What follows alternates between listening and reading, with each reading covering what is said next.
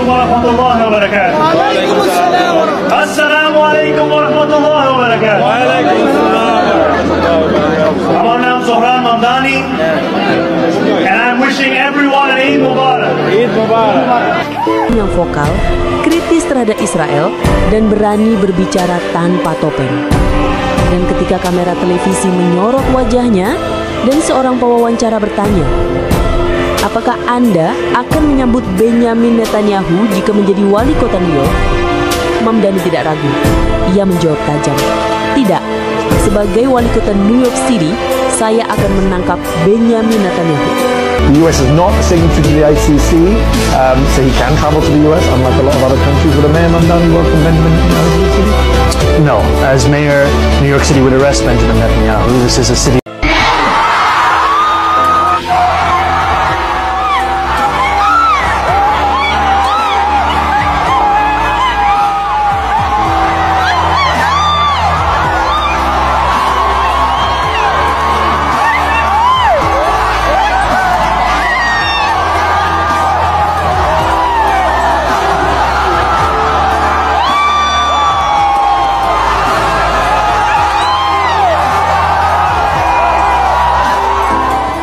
Target New Yorkers. You have 1 minute. President Trump will target whomever is the next mayor of this city. President Trump even targeted his, in many ways, accomplice, Mayor Eric Adams, who has collaborated with the Trump administration at almost every opportunity. And still, in the midst of that collaboration, we saw Rama Duaji.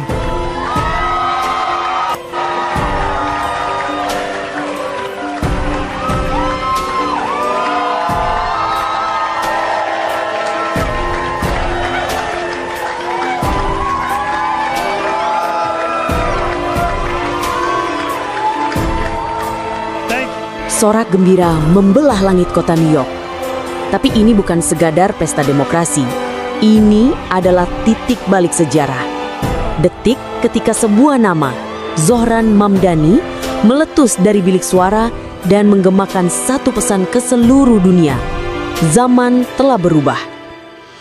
Dari lorong-lorong distrik Queens hingga ke pusat kekuasaan kota paling berpengaruh di Amerika, seorang pria muda berusia 33 tahun, Muslim, sosialis demokrat, sekaligus anak imigran dari Uganda keturunan India, menantang takdir politik yang selama ini hanya dikuasai elit lama. Assalamualaikum warahmatullahi wabarakatuh. وعليكم السلام ورحمة الله. Assalamualaikum warahmatullahi wabarakatuh. وعليكم السلام ورحمة الله وبركاته. Nama saya Mamdani, and I'm wishing everyone an Eid Mubarak. Eid Mubarak. We have won because New Yorkers had stood up. 43,5% suara untuk Mamdani dan hanya 36,4% untuk Andrew Cuomo, mantan gubernur yang pernah berjaya. Dunia politik Amerika menggigil. Siapa sangka suara perubahan begitu lantang hingga mengguncang tembok-tembok kekuasaan Partai Demokrat sendiri. Mamdani bukan politisi biasa. Ia adalah aktivis. Ia adalah suara Gaza di tengah hiruk pikuk Manhattan. Ia adalah perlawanan yang berjalan tegak di tengah gelombang kritik, cemooh dan ketakutan. Ia bukan hanya kandidat. Ia adalah ide besar yang sedang tumbuh di tanah yang dulu menolak keberadaannya. Selama kampanye, musuhnya bukan hanya Cuomo, tapi stigma, tapi prasangka, tapi mesin-mesin tua kekuasaan yang takut pada seorang Muslim yang vokal, kritis terhadap Israel, dan berani berbicara tanpa topeng. Dan ketika kamera televisi menyorot wajahnya, dan seorang pewawancara bertanya, apakah Anda akan menyambut Benyamin Netanyahu jika menjadi wali kota New York? Mamdani tidak ragu. Ia menjawab tajam, tidak. Sebagai wali kota New York City, saya akan menangkap Benyamin Netanyahu. The US is not a signatory to the ICC, so he can travel to the US, unlike a lot of other countries. Would a Mayor Mamdani welcome Benjamin Netanyahu to the city? No, as Mayor, New York City would arrest Benjamin Netanyahu. This is a city that our values are in line with international law. It's time that our actions are also. Even though the US is not a signatory to the ICC? No, it's time that we actually step up and make clear what we are willing to do to showcase the leadership that is sorely missing in the federal administration. Tonight, we made history. Sontak, dunia terdiam. Sebuah kalimat yang membuat sebagian orang menggigil dan sebagian lainnya bersorak. Ia menegaskan lagi tanpa gentar, ini adalah kota yang nilai-nilainya sejalan dengan hukum internasional. Sudah saatnya tindakan kita juga demikian. Ucapan itu bukan hanya keberanian, itu adalah pernyataan moral. Ia bukan hanya ingin mengelola kota, ia ingin mengembalikan nurani politik di kota yang dijadikan simbol kapitalisme dunia. Namun jalan Mamdani tidak mulus, kekhawatiran mengunung. Sebagian komunitas Yahudi dan pro-Israel resah. Isu antisemitisme mulai dilemparkan. Tapi Mamdani tidak goyah, karena yang ia lawan bukan satu kaum, tapi kezaliman yang dilakukan atas nama kekuasaan. Zohran Mamdani adalah simbol dari apa yang selama ini dikira mustahil. Bahwa seorang muslim, seorang imigran, seorang idealis bisa berdiri di jantung Amerika. Bukan untuk tunduk, tapi untuk mengguncang. Dan kini dunia menyaksikan apakah langkahnya akan benar-benar menuju Balai Kota New York di bulan November atau akan dihentikan oleh konspirasi dan ketakutan lama yang tak kunjung hilang. Satu hal yang pasti, sejarah baru telah dicetak dan nama Zohran Mamdani sudah tertulis tebal di lembar pertamanya. Who did exactly that? Together we have shown the power of the politics of the future. One of partnership and of sincerity.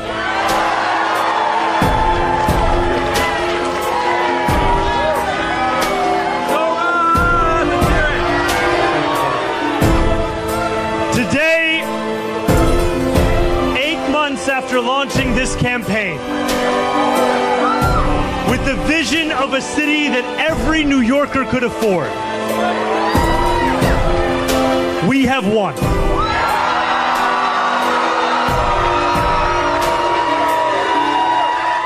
We have won from Harlem to Bay Ridge. We have won from Jackson Heights to Port Richmond. We have won from Maspeth to Chinatown. We have won because New Yorkers have stood up for a city they can afford. A city where they can do more than just struggle. One where those who toil in the night can enjoy the fruits of their labor in the day. Where hard work is repaid with a stable life. Where 8 hours on the factory floor or behind the wheel of a cab is enough to pay the mortgage. It is enough to keep the lights on. It is enough to send your kid to school. Where rent-stabilized apartments are actually stabilized. Where buses are fast and free. Where childcare doesn't cost more than CUNY. And where public safety keeps us truly safe.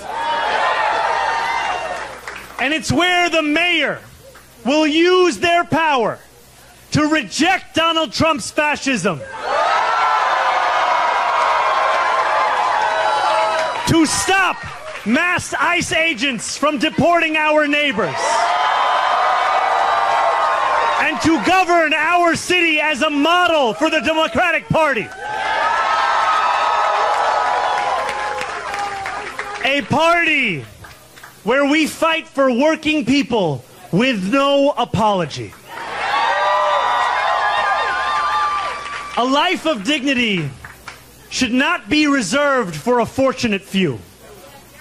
It should be one that city government guarantees for each and every New Yorker. If this campaign has demonstrated anything to the world, it is that our dreams can become reality. Dreaming demands hope. And when I think of hope, I think of the unprecedented coalition of New Yorkers that we have built. For this is not my victory. This is ours. It is the victory of the Bangladeshi auntie who knocked on door after door until her feet throbbed and her knuckles ached. It is the victory of the 18-year-old who voted in their first ever election. And it is the victory of the Gambian uncle who finally saw himself and his struggle in a campaign for the city that he calls home. Dreaming demands solidarity. And when I look out at this room and out onto the midnight skyline, that is what I see. Canvas launches that continued in the pouring rain. Children who called parents. Strangers who care about those they will never meet. A New York that believes in each other and in itself. This is solidarity, and it defines our victory. And above all, dreaming demands work. Last Friday night, as the sun began to drop in the sky, I set off on a 13-mile walk from the northernmost tip of Manhattan to the base of the island. We began in Inwood, where music played and neighbors set out dominoes on the sidewalk. It was 7 p.m. The weekend had arrived. For most people, the time for work was over. But this is New York, where the work never ends. Waiters carried plates on 181st Street. Conductors drove the subways that rattled high above 125th. And world-class musicians tuned instruments as we passed Lincoln Square. By the time we made it downtown, a crowd marched behind us, a living embodiment of the energy and purpose that defines this campaign. Still, long past midnight, New York worked. Garbage trucks weaved through empty streets. Fishmongers carried in tomorrow's wares. And when we finally arrived at the Battery at 2:20 a.m. in the morning, the workers who run the Staten Island Ferry were on the job too. Just as they are every hour of the day, every day of the week. Each of these New Yorkers carried a dream with them that night as they labored. Just as each of us dreams of a New York that is more hopeful and affordable for all. And we have worked hard for our dream. This has been a historically contentious race. One that has filled our airwaves with millions in smears and slander. I hope now that this primary has come to an end, I can introduce myself once more.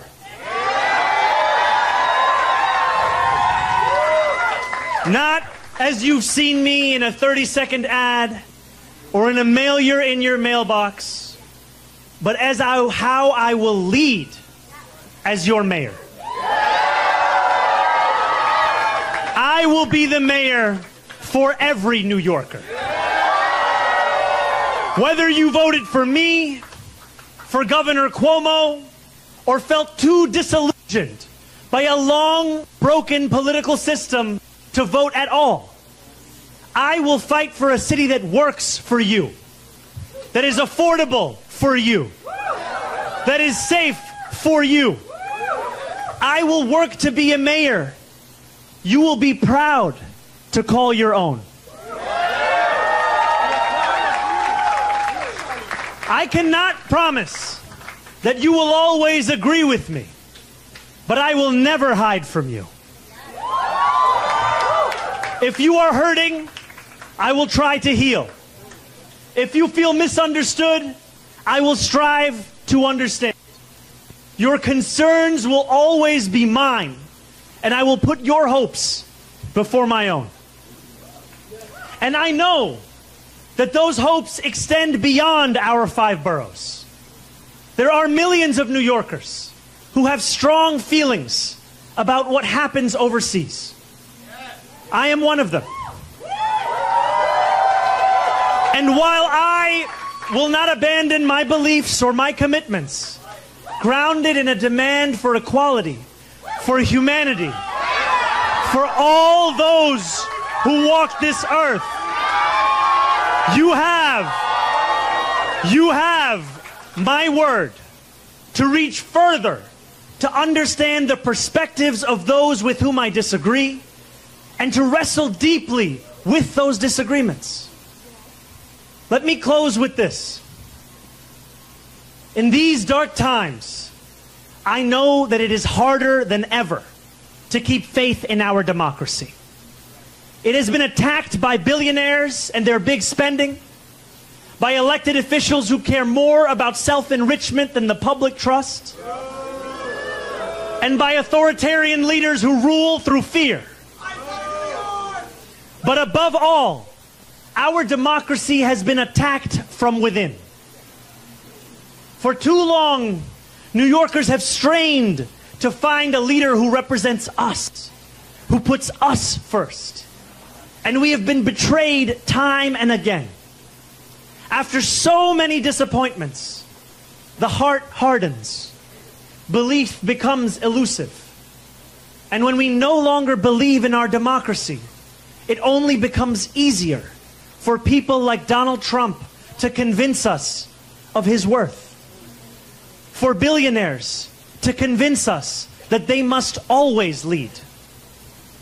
As FDR said, democracy has disappeared in several other great nations, not because the people disliked democracy, but because they had grown tired of unemployment and insecurity, of seeing their children hungry while they sat helpless in the face of government confusion and weakness.